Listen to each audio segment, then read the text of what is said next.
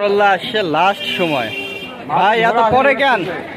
ভাই পরে না, আগে আসছেন হ্যাঁ, তো এখনো বিক্রি হয়নি? হচ্ছে মাল তো অনেক বেশি। ও আচ্ছা আচ্ছা, কয় মন আনছিলেন? মাল নিয়ে আসলে আমার 8 মন। 8 মন, অনেক তো। হ্যাঁ, এখন আছে মনে করো 1.5 মনের মতো। 1.5 মনের মতো আছে, মানে 6.5 মনের মতো বিক্রি হয়ে গেছে। কি দামে বিক্রি হচ্ছে আজকে?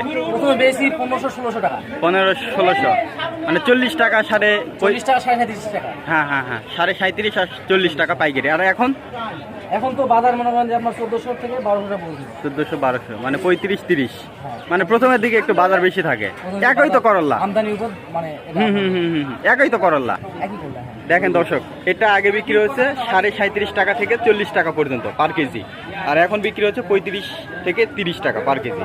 মানে এগুলো হচ্ছে আমদানির উপর এবং লোকজনের উপর কিন্তু দাম নির্ভর করে। যখন পাইকার বেশি ছিল প্রথমে থেকে, তখন একটু দাম বেশি ছিল। এখন একটু পাইকার পত্র নাই, যার কারণে একটু দাম কম। এগুলো কিন্তু পাইকারি দাম দর্শক। খুচরো পর্যায়ে কত করে কিনছেন জানাবেন। এটা কিন্তু পাইকারি দাম, এখন 35 টাকা। এরকম নিয়মিত দরদাম বিষয় ভিডিও পেতে অবশ্যই পেজটি ফলো দিয়ে পাশে থাকবেন।